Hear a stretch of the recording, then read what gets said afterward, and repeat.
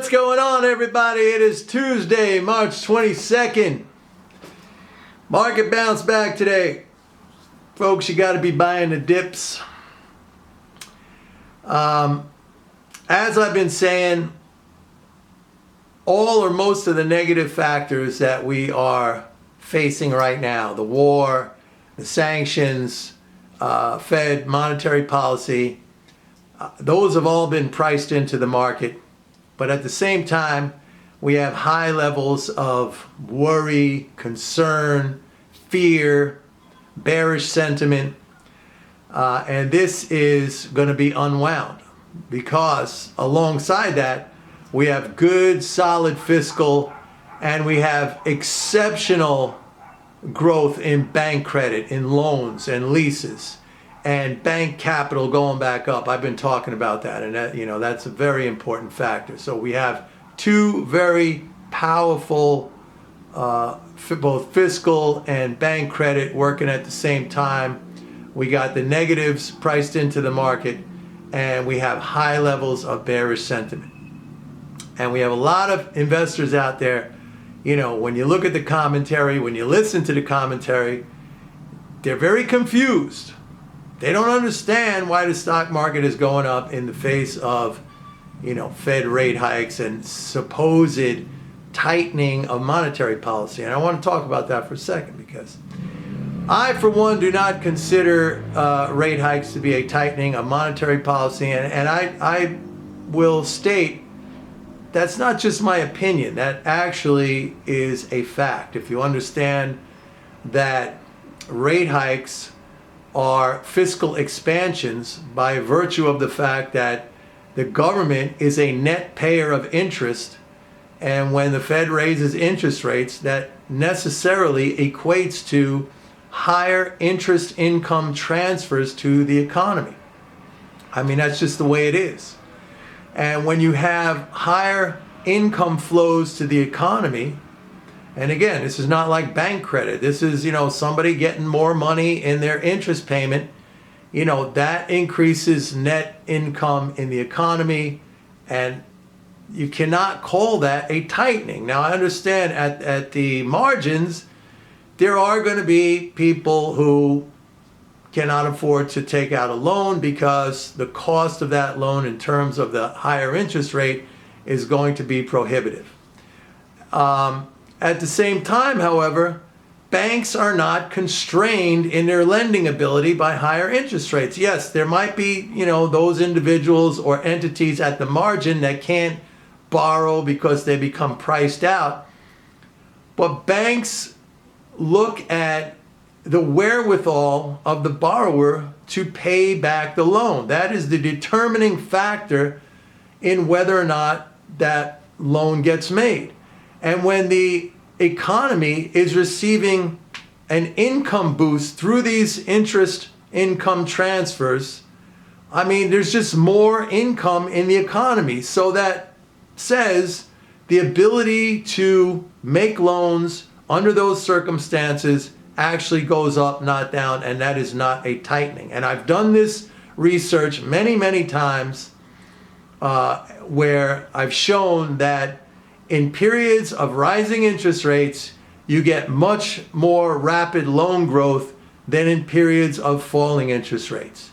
And again, if you think about it, it should make sense because in falling interest rates, that reduces those interest income transfers into the economy. You have a slowdown in the growth of those transfers, whereas in rising interest rates, you have an acceleration in the growth of those interest transfers. So this is it's not a tightening. Now, as far as inflation is concerned, and I'm not trying to downplay inflation. I know people are getting hurt by it. It's not fun to go out and pay, 30, 40, 50% more for, some goods or whatever, gasoline, food than you did, 6 months ago or a year ago, whatever. But the fact of the matter is that inflation, as I've said many times before, is a redistribution of income. It's good for producers. Ask any farmer. Ask any commodity producer, it's bad for consumers. Now, you may not want to hear that. It might not be pleasant to your ears, but the income stays in the economy. It just gets redistributed around. It doesn't, as I like to say, fly out into outer space. And in fact, it doesn't even really fly out into the foreign sector. And as long as I'm talking about the foreign sector, let me mention oil prices, because that's been a major focus, and that's been a point, where people are really, really furious about gas prices rising. The United States right now is a small net exporter of crude and petroleum products. We actually net export, we export more than we import.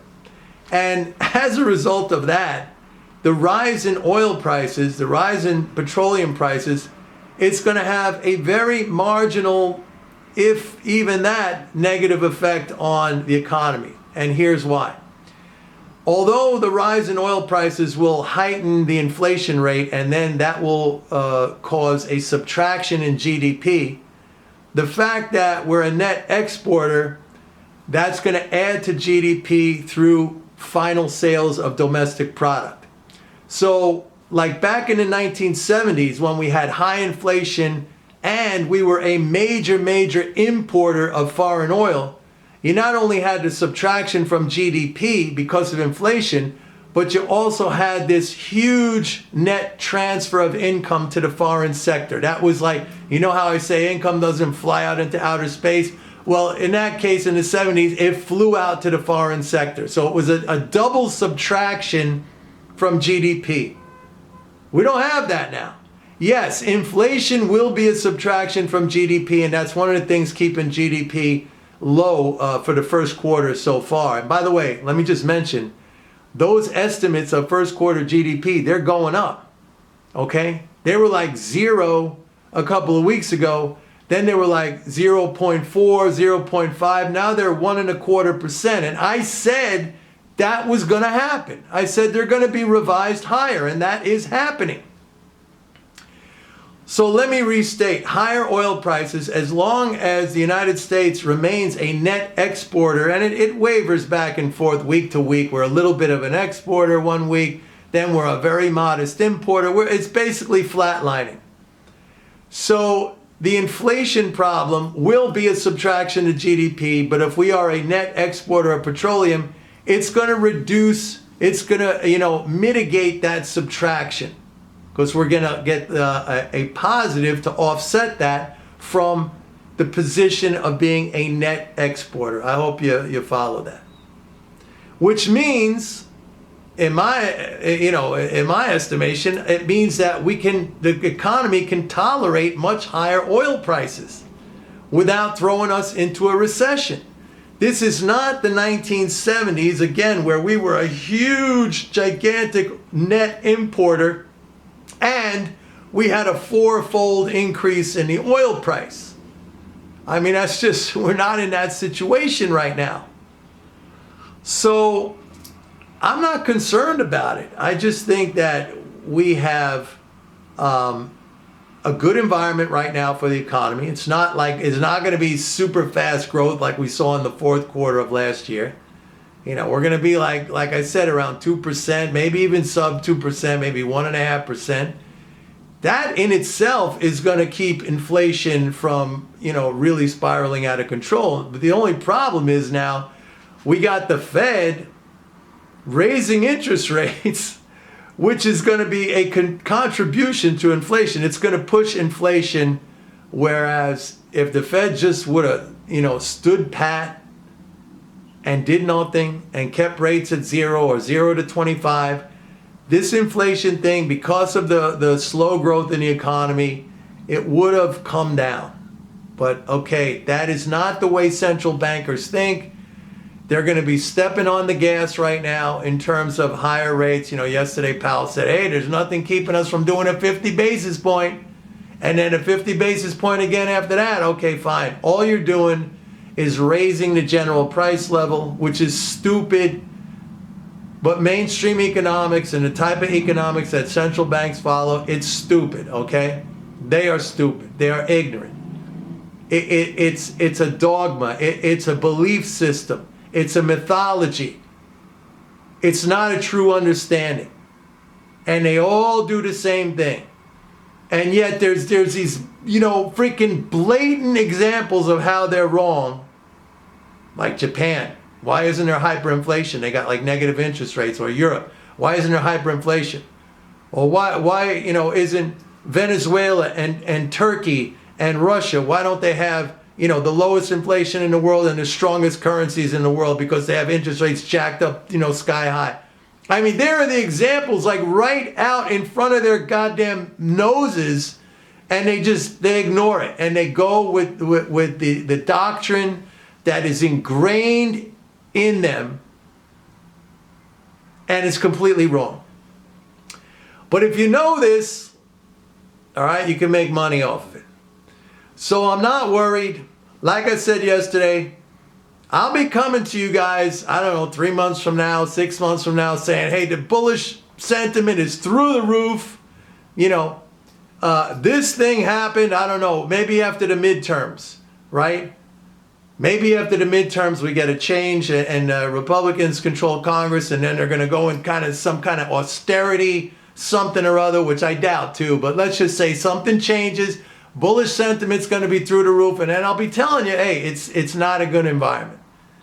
But I'm not telling you that now. It is a good environment, and the market's going to go higher. All right, that's it for today, folks. See you tomorrow. Bye.